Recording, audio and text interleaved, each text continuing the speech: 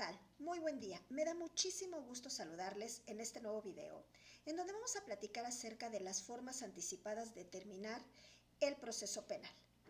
Este tema está dentro del marco del sistema penal acusatorio y oral y forma parte de la fase intermedia y las soluciones alternas. Primero vamos a platicar acerca de esas formas anticipadas y del procedimiento abreviado. Posteriormente vamos a charlar brevemente del sobreseimiento, breve pero claramente, eso sí lo anticipo. Y vamos a hacer una conclusión de un proceso con un caso hipotético. Es muy importante tener presente que una de las formas anticipadas de terminación del proceso penal forman parte y complementan los medios alternos de solución de controversias. En los últimos tiempos, nuestro aparato legislativo ha sufrido diversos cambios y ha implementado reglas que permiten acceder de manera expedita al sistema de justicia, evitando procesos largos, tediosos y a veces costosos, por lo que se simplifican los tiempos. Esto origina que transitemos mucho más rápidamente por los órdenes penales. Es muy importante considerar que las formas anticipadas de terminación del proceso se clasifican en propias e impropias. Las propias tendrán efecto directo e inmediato en la acción penal, produciendo su extinción, mientras que las impropias no producirán de manera directa e inmediata el no ejercicio de la acción penal, sino que pasado cierto tiempo o de manera temporal se suspenderá el ejercicio de la acción penal. Como formas propias podemos encontrar, por ejemplo, la facultad de abstenernos de investigar, el principio de oportunidad y el no ejercicio de la acción penal, mientras que el archivo temporal recae dentro de las formas impropias de terminación de la investigación inicial. Esto último es muy importante tenerlo presente. Destaca también el procedimiento abreviado, a través del cual el acusado puede obtener ciertos beneficios, entre ellos concluir el proceso de forma anticipada. Todas estas opciones se pueden utilizar como mecanismos que aceleran el proceso y dejando a un lado esas negociaciones entre las partes que pueden, de alguna manera y en determinado momento, resultar también muy largas para el proceso. Cuando el acusado se declare conforme con la acusación, el legislador podrá llevar a cabo el juicio en la fase intermedia y el Ministerio Público deberá acreditar la responsabilidad del acusado. Que esto, es otra de las formas que podemos encontrar en estos procedimientos. Vamos a ver a continuación esas formas de terminación, que pueden ser, por ejemplo, primero, la facultad de abstenerse de investigar. Vamos a presentar algunas características y un ejemplo de su aplicación y, debidamente fundamentado. ¿Qué características podemos encontrar en esta facultad de abstenerse de investigar? Bueno, en este caso el Ministerio Público se puede abstener de investigar cuando los hechos no constituyen un delito, cuando los datos o antecedentes recabados esclarecen la extinción de la acción penal. También cuando las decisiones de abstención estén debidamente fundadas y motivadas. En caso de que existan pruebas suficientes para acreditar la comisión de los hechos, en ese caso también se puede abstener de investigar. Y por último, cuando los hechos sean suficientes para señalar a la persona que los ejecutó. Aquí podemos acudir al Código Nacional de Procedimientos Penales, al artículo número 253. Será importante acudir a él mismo. Ahora, ¿qué ejemplo podemos presentar? En el caso de que el imputado sea observado en el acto en el cual comete el delito y existan pruebas suficientes para probar su culpabilidad sin necesidad de llevar a cabo una investigación. El Código Penal Federal nos puede apoyar en esto en el artículo número 15. Dice: cuando el delito se excluye en el momento de que el hecho se realice sin intervención de la voluntad del agente, se demuestre la inexistencia de alguno de los elementos que integran la descripción típica del delito que se trate, o se actúe con el consentimiento del titular del bien jurídico afectado.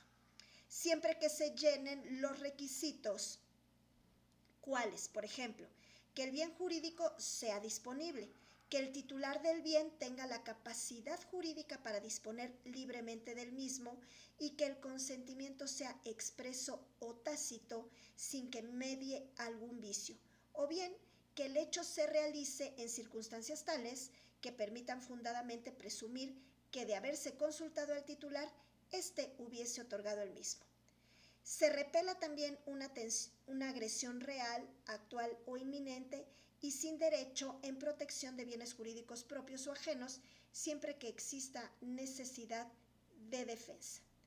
Habla también este artículo de la defensa legítima, cuando también se obra por la necesidad de salvaguardar un bien jurídico o, lo más importante, que la acción o la omisión se realicen en cumplimiento de un deber jurídico o en ejercicio de un derecho, siempre que exista necesidad racional del medio empleado para cumplir el deber o ejercer el derecho. Este artículo, evidentemente aplicado al caso que nos ocupa, podría llevarnos a ejercer la facultad de abstenerse de investigar por parte de quién, bueno, en este caso por parte del Ministerio Público. Otra forma de terminación se le llama archivo temporal. El Ministerio Público podrá archivar temporalmente las investigaciones en fase inicial. En el momento que puede suscitarse esto es cuando no se alcanzan los resultados positivos que se necesitan para esclarecer los hechos. Cuando no hay, por ejemplo, pues datos para generar líneas de investigación. También cuando no hay antecedentes suficientes para los investigadores que puedan llevarles a esclarecer los hechos, o cuando se utiliza como forma legal para definir un periodo de tiempo para obtener pruebas. O sea, esto está fundamentado en el artículo 254 que habla del archivo temporal. Ahora, ¿cuáles podrían ser, pues, ejemplos, ¿no? Vamos a poner un ejemplo nada más. Cuando el Ministerio Público, dentro de su actuación ministerial, decide llevar a cabo la suspensión de la investigación. El MP, o sea, el Ministerio Público, va a ejecutar este acto hasta que se logran obtener muchos más datos que brinden la oportunidad de seguir investigando y poder decidir si se va a ejercer o no una acción penal. Podremos acudir también al Código Nacional de Procedimientos Penales, al artículo 131, que habla de las obligaciones del Ministerio Público. Otra forma puede ser los criterios de oportunidad. La Constitución Política Mexicana es su sustento jurídico. Se aplicarán estos criterios de oportunidad sobre las bases objetivas y libres de discriminación. Se podrá aplicar en cualquier momento del proceso, pero eso sí, hasta antes de la apertura a juicio oral, si se ha reparado el daño o si se ha garantizado su reparación. También las políticas de su aplicación obedecerán a las necesidades de cada entidad. El MP deberá aplicarlos, pues, cada uno de estos criterios conforme a las necesidades o a las circunstancias particulares de cada caso. Podrán aplicarse también estos criterios de oportunidad a los delitos particulares o de querella del ofendido, a los delitos patrimoniales que no sean violentos y a los que el imputado haya recibido un daño mayor a la víctima. Yo creo que esta última parte nos hace ver mucho más claro, pues, circunstancias que actualmente se están dando en nuestro entorno. ¿A qué artículo del Código Nacional de Procedimientos Penales podremos acudir? Al 256, que habla de casos en que operan los criterios de oportunidad.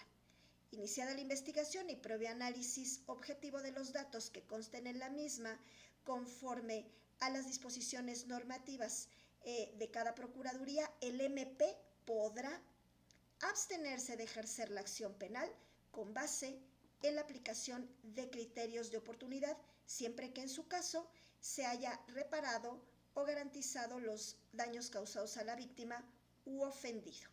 Y hay diversos supuestos que menciona este mismo artículo. ¿Qué podremos hablar, por ejemplo, como como un hecho, como un caso para poder aplicar un criterio de oportunidad? En un accidente automovilístico, por ejemplo, el imputado ha perdido la movilidad, quedando cuadrapléjico, siendo el daño y el costo de su supervivencia pues mayor que los daños sufridos hacia la víctima o por la víctima, ¿no? La Constitución Política habla en el artículo número 21 que el Ministerio Público podrá considerar criterios de oportunidad para el ejercicio de la acción penal en los supuestos y condiciones que fije la ley. Y habla justamente de esto, ¿no? Podrá abstenerse el MP de ejercer la acción penal con base en la aplicación de un criterio de oportunidad siempre que en su caso se haya reparado o garantizado los daños causados a la víctima o al ofendido. Aquí, bueno, podría aplicar un criterio de oportunidad justamente porque este mismo artículo menciona que se puede aplicar un criterio de oportunidad cuando el ofensor pues haya tenido mayores daños que la víctima. ¿Ok? Habrá que acudir a estos artículos que ya mencioné, que son el 256 del Código Nacional de Procedimientos Penales, a cada una de las fracciones o apartados. Ahora, también se puede acudir al procedimiento abreviado. ¿Cuáles son sus características? Bueno, da celeridad a los juicios en los que el acusado acepta su culpa y también acepta ser juzgado solo con los medios de prueba que haya aportado el MP. No hay litis, o sea, no va a haber un juicio, ahí se acorta. El proceso es más corto. También en los últimos tiempos hemos estado escuchando que a algunas personas les ha sido aplicada una pena, pues no tan larga, una pena privativa de la libertad no tan larga, porque han acudido al procedimiento abreviado. Aquí podemos encontrar la respuesta a esas dudas que a veces tenemos cuando escuchamos cierta información. El proceso en este caso es más corto, no se establece la apertura de la fase de juicio oral y es una forma de terminar anticipadamente el proceso. Lo señala el artículo número 20 de nuestra Constitución Política, hay que acudir a ella, y también podemos acudir al artículo 201 del Código Nacional de Procedimientos Penales. Un ejemplo podría ser que, bueno, a solicitud de la parte acusadora se solicitó el procedimiento abreviado, por lo que se condena al imputado quien ha aceptado su culpabilidad. ¿Ok? Bueno, ahora, ¿qué vamos a ver a continuación? Vamos a platicar acerca del sobreseimiento, ¿sí? Y bueno, tenemos que entender primero que el sobreseimiento es la resolución que va a dictaminar el juez a favor de quién, del imputado. Este tema del sobreseimiento lo van a estudiar también mucho cuando se dediquen a analizar el juicio de amparo, directo o indirecto. Y entonces va a consistir el sobreseimiento en la terminación del procedimiento y la inmediata libertad del imputado que lo absuelve de la imputación. Ahora bien, es importante considerar que con base a la resolución que determina el juzgador, este sobreseimiento puede ser de dos tipos. Primero, total. En el caso de que se otorgue a todos los imputados sobre todos los delitos que se encuentren siendo investigados. O sea, a todos se aplica el sobreseimiento sobre todos los delitos que se encuentren o estén siendo investigados. Y el otro tipo del sobreseimiento es el parcial. En el caso de que el sobreseimiento se brinde a unos sí y se niegue a otros, entonces continuando con el procedimiento de los delitos que han cometido los imputados y que unos sí se beneficien con tal resolución y otros no. O sea, es parcial. En algunos casos sí se va a finalizar con el procedimiento y en otros no. Es importante también considerar que el juez de control cuenta con las facultades para desechar la solicitud de sobreseimiento, pero debe de hacer un dictamen de oficio por las causas que él considera que está tomando en cuenta. ¿Quién habla del sobreseimiento? El Código Nacional de Procedimientos Penales en su artículo 328, que dice: el sobreseimiento firme tiene efectos de sentencia absolutoria y pone fin al procedimiento en relación con el imputado en cuyo favor se dicta. Inhibe una nueva persecución penal por el mismo hecho y hace cesar todas las medidas cautelares que se hubieran dictado. O sea, si tenía pena privativa de la libertad, entonces queda libre en ese momento, como medida cautelar, claro está. Ahora, ¿cuáles son los momentos procesales oportunos para la solicitud del sobreseimiento? Primero, tenemos: el sobreseimiento puede ser solicitado al juez de control por el Ministerio Público, por el imputado o por su defensor en cualquier momento del procedimiento, hasta antes de la citación para juicio oral. Esto lo podemos encontrar en el artículo número 327 también del Código Nacional de Procedimientos Penales. Otro momento: en los términos de lo establecido por el cuarto párrafo del artículo 254 bis del Código Penal Federal, en donde dice que el procesado debe cumplir con la sanción o sanciones impuestas por el Pleno de la Comisión en la resolución que señala el último párrafo del artículo 83 de la ley. Ahora, ¿de qué podemos hablar en este momento? En el caso que estamos platicando, se busca sancionar con prisión a quienes ejecuten acciones entre agentes económicos competidores entre sí. Esto podría ser un ejemplo. Los procesos seguidos por estos delitos se pueden sobreseer a petición del Pleno de la Comisión Federal. Por ejemplo, se me ocurre de competencia económica, cuando estamos en una disputa económica compitiendo con otros, y cuando los imputados cumplan con las penas administrativas impuestas y con todos los requisitos técnicos. Repito, hay que acudir al artículo 254 bis del Código Penal Federal. Si estamos hablando de un tema de competencia económica, podríamos acudir al artículo 103 de la Ley Federal, justamente de competencia económica. Otro momento: cuando no exista medio de defensa, ninguno, que haya sido promovido por el procesado en contra de la resolución a que se refiere el último párrafo del artículo 83 de la ley.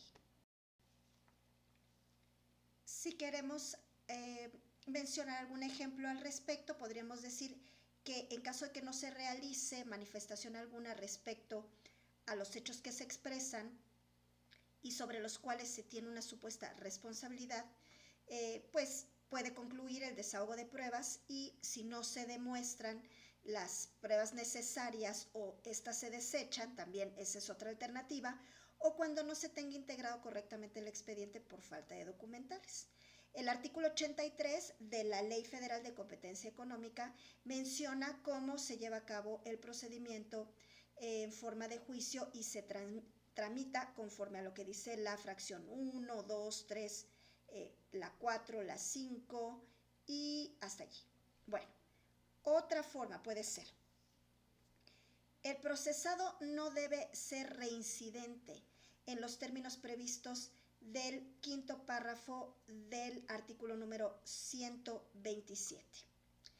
En este caso, bueno, pues se deben revisar que no existan reincidencias, se debe solicitar también al órgano competente la información necesaria, también se deberá analizar la naturaleza de la acción que genera la infracción. En este caso, el artículo 127 señala que la comisión podrá aplicar determinadas sanciones y en qué casos se considera que alguien puede ser reincidente.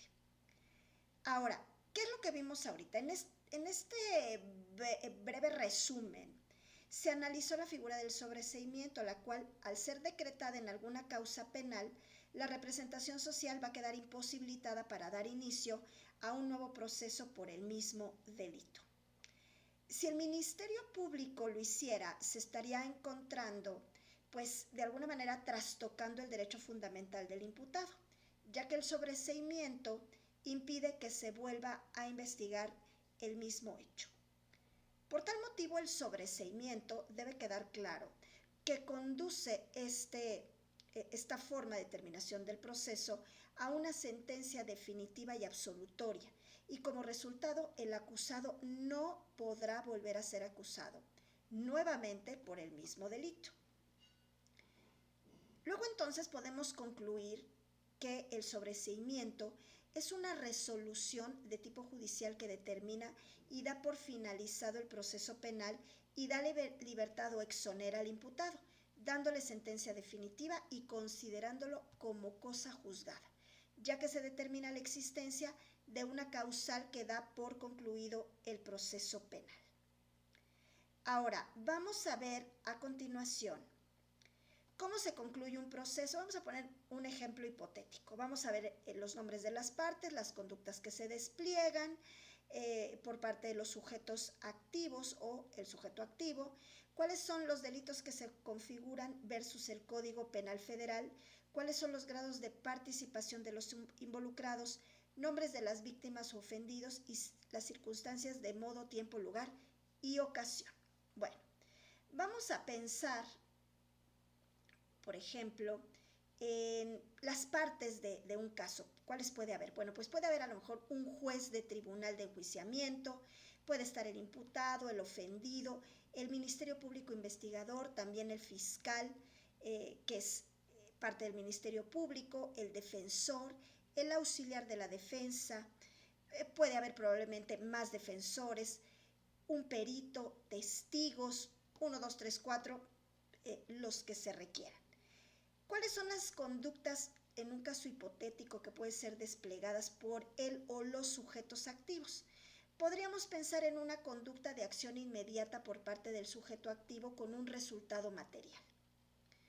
¿Qué delito se puede configurar en el Código Penal Federal? Pues daños culposos, se me ocurre, ocasionados por hechos de tránsito. Esto está en el Código Penal Federal, en el capítulo 2, en los artículos 60, 61 y 62. ¿Cuáles son los grados de participación de los involucrados o del involucrado? Pues tiene una autoría directa, inmediata, ¿sí? Los nombres de la víctima y del ofendido, bueno, pues habría que imaginarlos. ¿Y cuáles son las circunstancias de modo, tiempo, lugar y ocasión? Pues es un accidente de tránsito que ocurre el 5 de noviembre del año 2020 a las 6 de la tarde aproximadamente, y se suscitó la colisión de dos autos en la carretera rumbo a Toluca, en el Estado de México. Presuntamente este hecho ha sido provocado por el acusado y el ofendido. Podemos pensar en este caso que el fiscal puede solicitar al juez de control el sobreseimiento. ¿Durante qué etapa? Durante la etapa intermedia, antes de la citación a juicio oral. ¿Por qué? Pues por lo siguiente, vamos a imaginar un poco, a ser creativos. Pues puede ser que no se justifique más allá de toda duda razonable la culpabilidad o falta de pericia o imprudencia por parte del acusado. También puede argumentar que los peritajes no son concluyentes.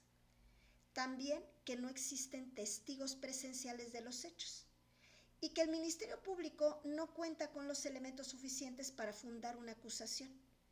Por lo anterior, el hecho cumple con todos los requisitos expresados en el artículo 327 del Código Nacional de Procedimientos Penales, que habla del sobreseimiento y dice que este procede cuando el hecho no se cometió, cuando el hecho cometido no constituye un delito, cuando apareciere claramente establecida la inocencia del imputado o que el imputado esté exento de responsabilidad penal. También puede ser que, agotada la investigación, el Ministerio Público estime que no cuenta con los elementos suficientes para fundar una acusación.